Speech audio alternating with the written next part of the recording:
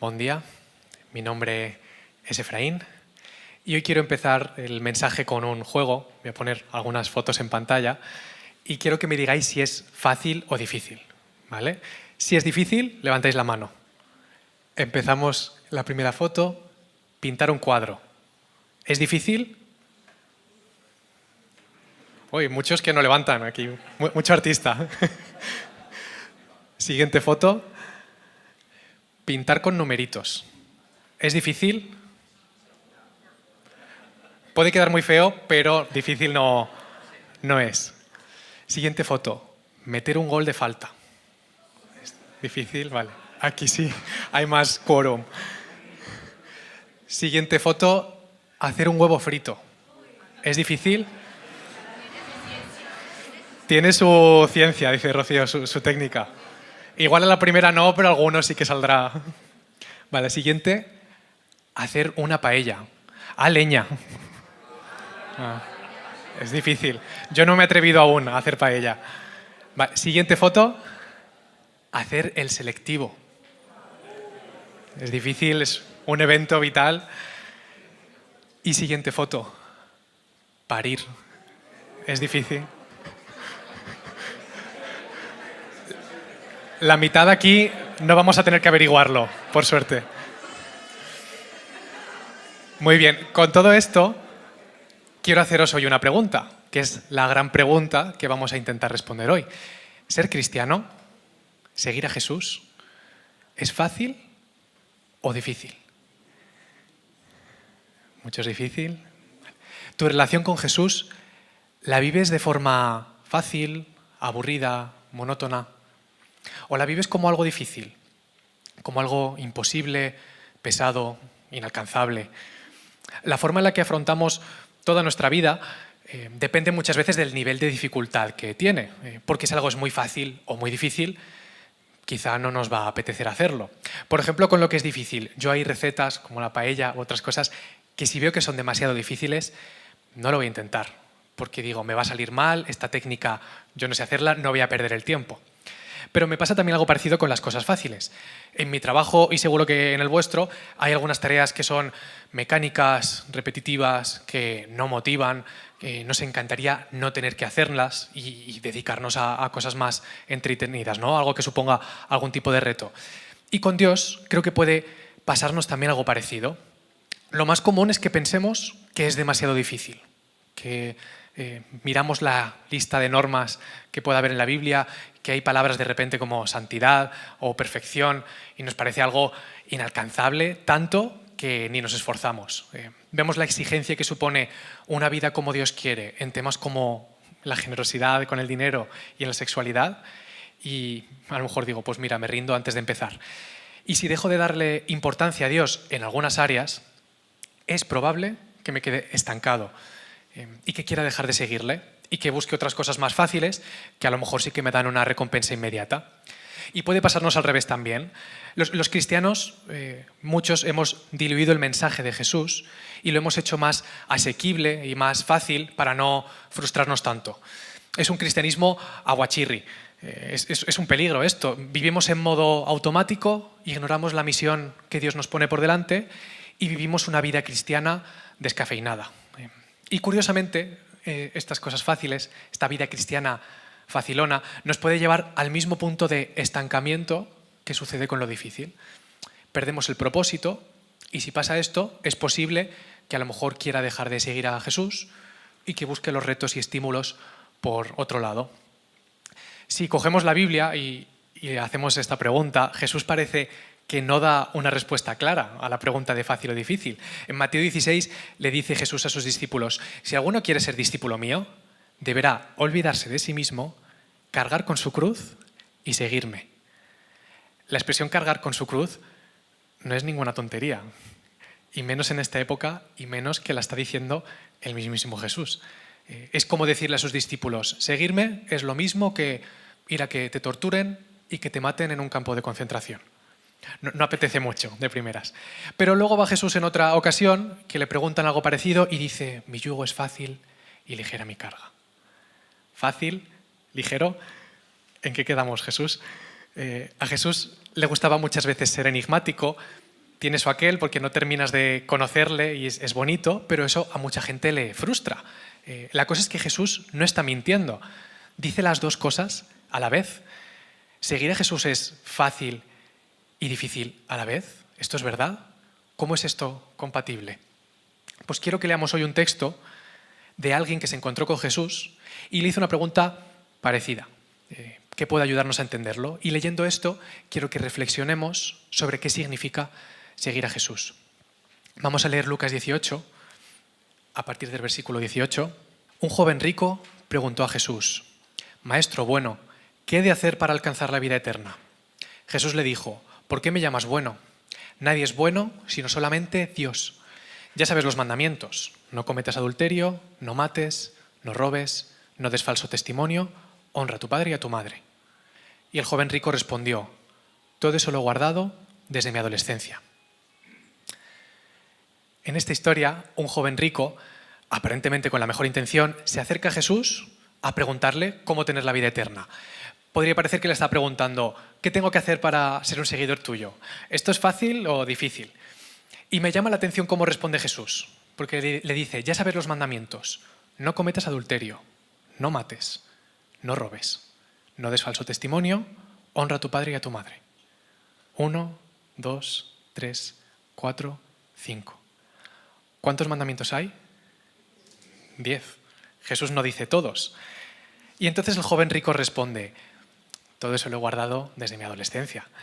En este momento me imagino que el joven rico se tiene que sentir muy satisfecho, que tiene que ir con una sonrisilla en la cara, como de sentirse buena persona, porque el mismísimo Jesús, el maestro del que todos hablan, le está afirmando que lo está haciendo muy bien.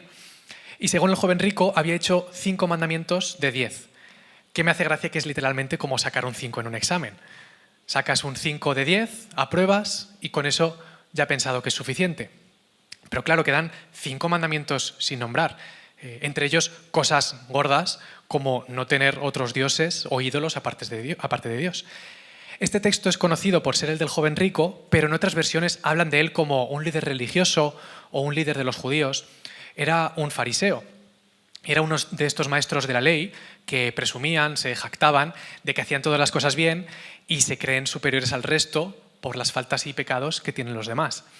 Jesús apela a esta parte que tiene el joven rico, a este fariseo que cree que es buena persona. Esa parte que ve sus actos y se siente orgulloso, y que ve los actos de los demás y parece que él lo hace todo mejor. Y creo que, lo queramos o no, es una parte que todos podemos tener dentro nuestro. Nosotros, los que estamos hoy aquí en la iglesia, hacemos algunas cosas bien, sin duda, cosas honorables, que son un buen ejemplo, que hacen del mundo un lugar mejor, que facilitan la vida a la gente que queremos de nuestro entorno, y muchas cosas buenas de las que hacemos encima es que nos salen de forma natural. A lo mejor algunos de aquí tenemos cierta naturalidad o facilidad para ser amables con otros, saludar, preguntar qué tal, a lo mejor cierta facilidad para servir y ayudar a otros en sus problemas. A lo mejor algunos hay aquí, molaría, ¿no?, ser generosos con el dinero, o a lo mejor tienen facilidad para cuidar de su salud, para cuidar de su alimentación, hacer ejercicio, o cierta facilidad para honrar a nuestros padres, o a lo mejor algo que damos por hecho es que muchos tenemos aquí cierta facilidad para no caer en algunas adicciones como alcohol, juego, sexo. Hacemos estas cosas bien, nos comparamos con otros que parece que lo hacen peor y decimos, pues no estamos tan mal. Me acuerdo un adolescente que me decía en una ocasión, me estaba hablando de una discusión que tenía con sus padres y decía algo como: es que yo no fumo, no bebo, no me drogo, no voy robando por ahí y cuando no ordeno el cuarto van mis padres y me regañan. Es una parte de nosotros que le quita importancia a nuestros pequeños fallos, que piensa que la forma en la que vivimos pues está bastante bien y que a veces se nos olvida que necesitamos a un Salvador. Jesús parece que ha ido un poco a pillar al joven rico. Primero le nombra los mandamientos que él ya practica normalmente, los fáciles para el joven rico, y así él piensa que la vida cristiana es fácil y está en ese punto de orgullo, de arrogancia, encima reforzado, ¿no? Pero Jesús ve esto y entonces le sorprende, diciéndole que hay algo más. Dice en el versículo 22, aún te falta algo, vende todo lo que posees y reparte el producto entre los pobres. así te harás un tesoro en el cielo. Luego vuelve aquí y sígueme. Cuando el joven oyó esto, se entristeció mucho porque era muy rico.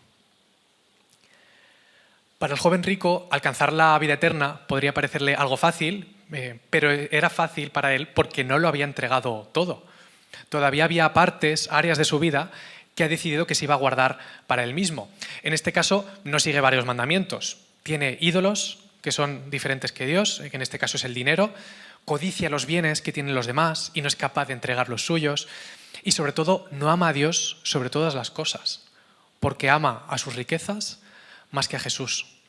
Se ha puesto en una balanza a Dios y a las riquezas y prefiere mantener esas riquezas que seguir a Jesús. Y entonces, en el versículo 24, Jesús, viéndolo tan triste, dijo: qué difícil les va a ser a los ricos entrar en el reino de Dios. Es más fácil para un camello pasar por el ojo de una aguja que para un rico entrar en el reino de Dios. Jesús apela a la riqueza de este chico, de este joven. Le pica con ese tema porque sabe que es importante para él. En este caso es una riqueza económica, literal. La Biblia habla muchísimo sobre dinero. Es un tema que dice a menudo Jesús en sus parábolas, y además hay otros textos en los que Jesús habla de que bienaventurados serán los pobres porque heredarán el reino de los cielos. Y un peligro de tener mucho dinero es que podemos sentirnos satisfechos con la clase de felicidad que el dinero puede darnos y dejamos de darnos cuenta de que necesitamos a Dios. Esto puede ser cuestión de dinero de forma literal, porque si todo lo soluciono y lo consigo con mi cuenta bancaria, me olvido de que dependo de Dios. Y no quiero quitarle peso al tema económico, pero yo me pregunto si sus palabras también se pueden aplicar a otro tipo de riqueza y a otro tipo de pobreza con los que a lo mejor sí que nos sentimos identificados. Así que atentos, que a lo mejor sois ricos y no lo sabéis. Piensa si alguna cosa de estas que voy a decir encaja contigo.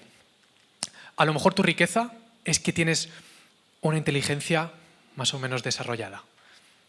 O a lo mejor tu riqueza es que tienes una personalidad agradable, que caes bien con facilidad. O para ti es muy fácil, como decía, no caer en adicciones. O a lo mejor la riqueza que te hace vivir mejor es que tienes una buena salud física, una buena salud mental, o tienes cierta popularidad, una buena red de amigos, de familia, tienes unos padres que te quieren mucho, tienes dones y talentos destacables, tienes un trabajo que es estable, que es bueno, o vives en un país que te da los recursos por los que te puedes sentir bien. Todas estas cosas son buenas y todas estas cosas nos dan seguridad. Pero todos corremos el peligro de que si tienes alguna o varias de estas cosas, se te olvide que necesitas a Dios. Y si me siento satisfecho con mi carácter o con mi buena conducta, pues a lo mejor me pregunto, ¿para qué voy a meter a Dios en esto si yo ya soy buena gente? No nos vemos como una criatura desgraciada que siempre cae en las trampas de las drogas, el sexo, el mal carácter. Todo el mundo dice que somos buenas personas y secretamente nosotros estamos de acuerdo con ellos. Es muy probable que creamos que todas estas virtudes, estas cosas buenas, son obra nuestra, y también es probable que no sintamos la necesidad de mejorarlas. Así que cuando el texto habla de lo difícil que es que un rico entre en el reino de los cielos, también se puede aplicar a este otro tipo de riquezas. Porque a lo mejor no tenemos el dinero del joven rico, pero estos otros regalos o virtudes hacen que me olvide de que necesito a Jesús. Esto no va de que ser rico es algo malo. Dios va a salvar a personas de todas las clases. Tenemos ejemplo de gente rica en lo económico en Abraham, Job, José de Arimatea, pero el quid de la cuestión es que el mensaje del Evangelio de la gracia no es atractivo para los privilegiados. Y esto es muy diferente para los que podemos pensar que son los miserables, si me perdonáis por la palabra. Los pobres en lo económico, pero también los pobres de espíritu. Los solitarios, los tímidos, los enfermos, los que parece que no tienen ningún talento, los que caen mal, los cobardes, los que padecen adicciones. Si estas personas intentan ser buenos, tardan muy poco tiempo en darse cuenta de que necesitan ayuda, de que están sucios y que necesitan un Salvador. se ven rápidamente dominados por el mal carácter, fracasan en ser buenos. Y para los afortunados, para los ricos, ser buenos es fácil. Pero para los miserables, ¿es Cristo o nada? Estas son las ovejas perdidas. Esta es la gentuza con la que Jesús comía y se paseaba. Son aquellos que hacían que los fariseos se llevaran las manos a la cabeza. ¿Qué hace Jesús con esta gente?, decían. Son a los que Jesús se refiere cuando dice: bienaventurados los pobres, porque heredarán el reino de Dios. Un rico, una persona con una buena herencia, al que todo le va bien, no va a querer normalmente acercarse a Jesús de una forma profunda. Se va a querer acercar pues como el joven rico, buscando aprobación, que le den la palmadita en la espalda, muy bien, campeón, y lo estás haciendo todo genial. Solo hay otra ocasión en la que una persona con estas riquezas va a querer acercarse a Jesús, y es cuando se da cuenta de que tiene algún problema molesto. A lo mejor cuando hay un pecado en particular del que se avergüenza, como la adicción al porno o que se siente un cobarde. O a lo mejor es un pecado que le está afectando a él y a las personas de su alrededor, le está complicando la vida, como el alcoholismo, el mal carácter. Y en Mero Cristianismo, de C.S. Lewis, libro del que hoy saco varias ideas, dice que un rico puede parecerse a un niño al que le duelen las muelas. Cuando este niño tiene dolor, puede pedirle a su madre que le dé apiretal, el paracetamol, para que se le pase el dolor. Pero a lo mejor el niño no quiere pedírselo. ¿Por qué? Porque si se lo pide, la madre le va a dar el jarabe. Y claro que sí, es una buena madre, le quiere, se lo va a dar, pero a lo mejor la madre no va a hacer solo eso. Lo va a llevar a uno de los sitios más aterradores al que puede llevar a un niño. Lo va a llevar al dentista. Y el dentista no tiene muchos fans, va a ir con un problema por una muela, pero no va a dejar que se solucione solo con un jarabe. El dentista te va a hacer una revisión completa y te va a toquetear muelas que aún no han empezado a dolerte. Y no es agradable. Queremos un alivio inmediato para el dolor, pero no queremos ese alivio si Dios nos quiere curar por completo. Dios va a curar nuestro problema por el que le pedimos ayuda, pero Dios no se va a quedar ahí. Nos va a dar el tratamiento completo. Vamos a tener la tentación de que cuando Dios nos quite esa falta o ese pecado molesto, decirle que ya está bien, relax. Porque pensamos que ya somos lo bastante buenos y estas cosas que faltan no pasa nada. Sería algo parecido a decirle a Dios: gracias Dios, pero me gustaría que me dejes en paz. Dios quiere que veamos que nuestras riquezas, que van en forma de dinero, de familia, de salud, de dones, no pueden salvarnos. El nivel de exigencia del que habla Jesús es altísimo. Dijo cosas como que ya no se trata de que no cometas adulterio, sino que no puedes desear en tu mente a otra mujer. Se trata de cosas tan imposibles como amar a tus enemigos, orar por los que te persiguen, dar la otra mejilla. Este es el nivel de dificultad. Ninguno podemos hacer esto, ni con todas las riquezas del mundo. Cuando intentas de verdad hacer esto, te vas a dar cuenta de algo muy importante, que no puedes.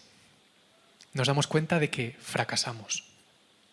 Todos hemos pensado alguna vez que seguir a Jesús se parece a un examen que nos pone a Dios y que tenemos que sacar una buena nota con cómo nos comportamos, igual que el joven rico que piensa que ya ha hecho bastantes mandamientos, que sacar un 5 no está mal. Pero cuando haces este intento serio de hacer el examen y fracasas, esta idea se rompe. No estás ni remotamente cerca del aprobado. Y con solo una vez que falles, dice la Biblia, ya no apruebas. Ya no eres digno de salvación. Y este fracaso en hacer las cosas bien nos va a llevar a un momento vital en el que nos volvemos a Dios y le decimos: tú debes hacerlo. Yo no puedo. He intentado con todas mis fuerzas hacer tu voluntad, pero soy incapaz. Haz tu obra en mí. No se trata de lo que yo tengo, lo que yo puedo ofrecer. Se trata de darnos cuenta de que yo sigo fallando y el que tiene que obrar es Dios. El Salmo 27 habla sobre otras personas y países que confían en sus riquezas y ejércitos y dice: algunos confían en carros, otros confían en sus caballos. pero nosotros solo confiamos en nuestro Dios.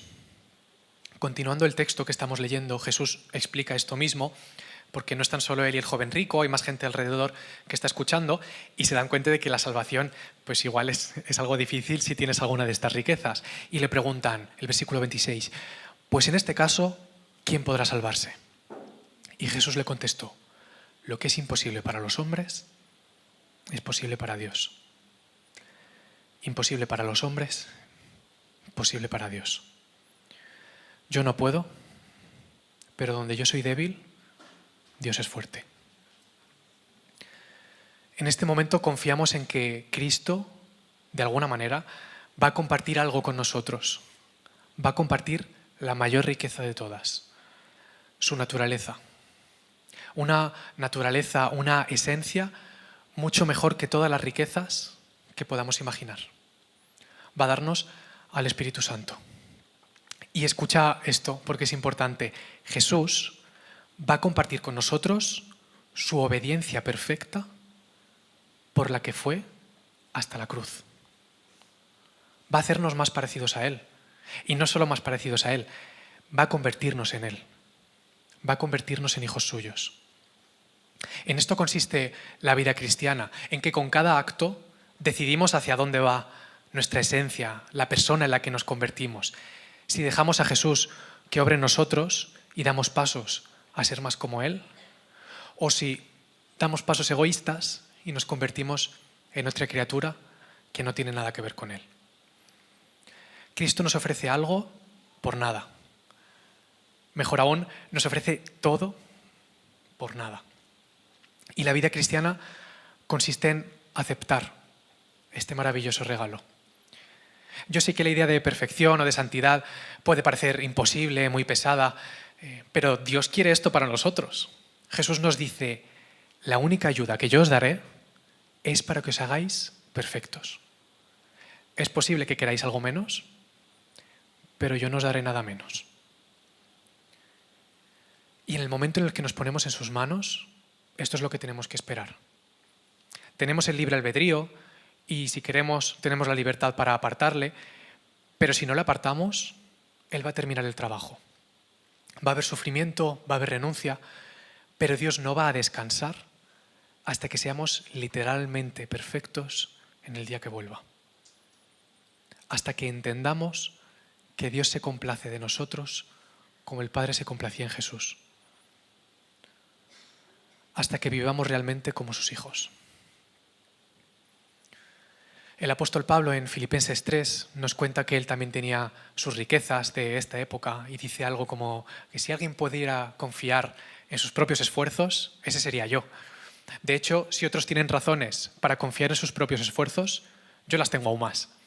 Y dice a partir del versículo 7, antes creía que estas cosas, estas riquezas, eran valiosas, pero ahora considero que no tienen ningún valor debido a lo que Cristo ha hecho.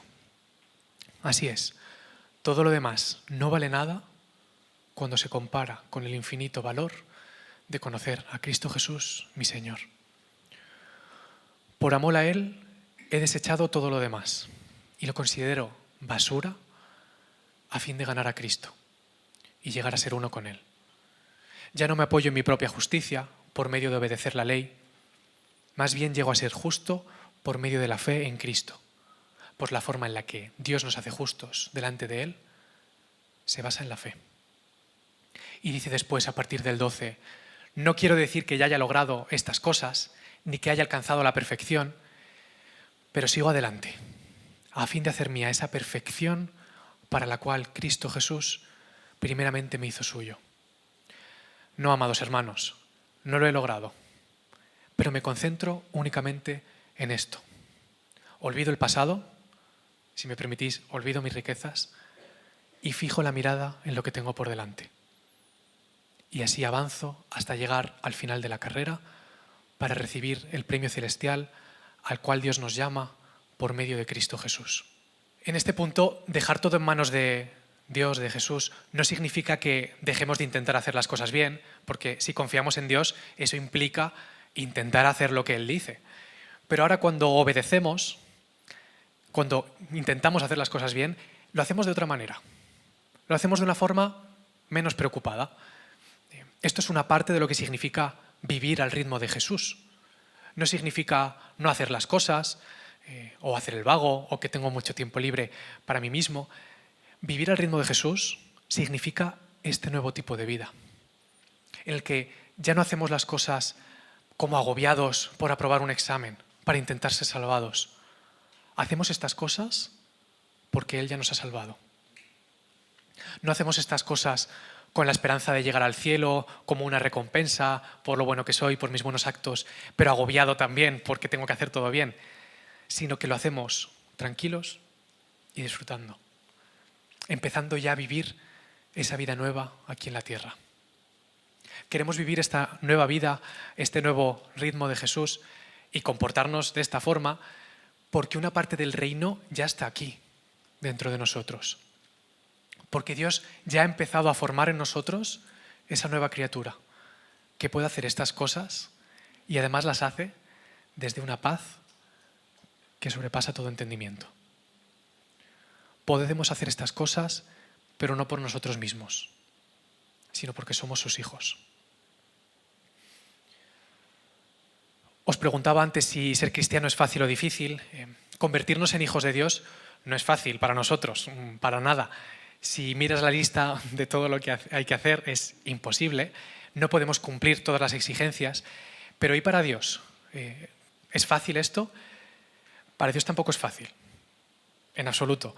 Dios, si quiere, puede producir cosas buenas de la nada, pero convertir nuestras voluntades rebeldes, tercas, eso le ha costado la cruz.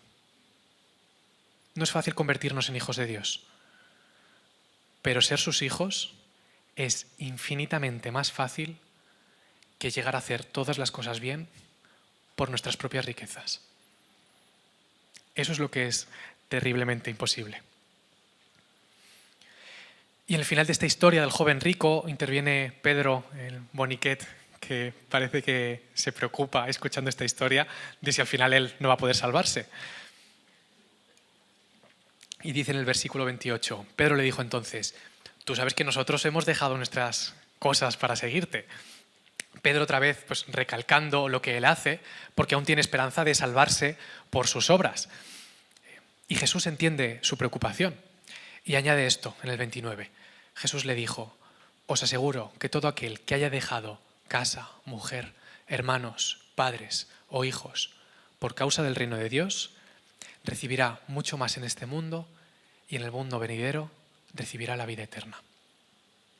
Aquí Jesús dice algo precioso, que es que Él realmente quiere hacernos perfectos y no va a conformarse con menos, pero Dios también se va a alegrar un montón, se va a complacer con cada esfuerzo que hagamos, por débil, por pequeño que parezca, de seguirle y de ser más como Él. Todo padre se emociona cuando su bebé hace los primeros intentos por caminar, se complace en ello, pero ningún padre va a estar satisfecho del todo con nada menos que un caminar libre, firme y valiente de un hijo adulto. Del mismo modo, Dios quiere iniciar en nosotros un proceso para hacernos perfectos, para que podamos caminar como un adulto, caminar como Él. No te conformes con un caminar torpe y mediocre. Permite a Dios completar la obra que quiere hacer contigo. Esto de ser perfectos puede parecer algo exagerado o que a lo mejor pues, es una imagen bella de la Biblia, una metáfora, pero no es así, no es un eslogan o un cuento idealista y tampoco es un mandamiento para hacer lo imposible. Dios quiere convertirnos en criaturas que pueden obedecer este mandamiento de ser perfectos de forma literal. Y si le dejamos, a través de su perdón y de su gracia, va a convertir al más débil y sucio de nosotros en una criatura luminosa, radiante, inmortal, con una energía, un gozo, un amor, una paz, una sabiduría, que va a devolver a Dios la imagen perfecta de su poder y su bondad infinitos. Filipenses 1:6 dice, estoy convencido de esto, que el que comenzó en vosotros tan buena obra la irá perfeccionando hasta el día de Cristo Jesús. Hoy quiero terminar con una pregunta en relación con estas riquezas, para que podáis pensarla ahora. Esas riquezas que son cosas buenas, que son también regalos de Dios, pero que si nos despistamos se pueden convertir en un ídolo que nos aleja de Él. La pregunta es, ¿qué riqueza tienes que puede ser un obstáculo para seguir a Jesús? ¿Esta riqueza son tus ahorros o tu salario? ¿Es tu familia? ¿Es tu trabajo, tus estudios, tu casa? ¿Tu riqueza es tu personalidad? ¿Es tu salud, tu estabilidad mental, tu inteligencia? Repito la pregunta, ¿qué riqueza tienes que puede ser un obstáculo para seguir a Jesús? Dejamos ahora un momento para pensarlo y os animo que también podáis escribirlo y decírselo a alguien de confianza.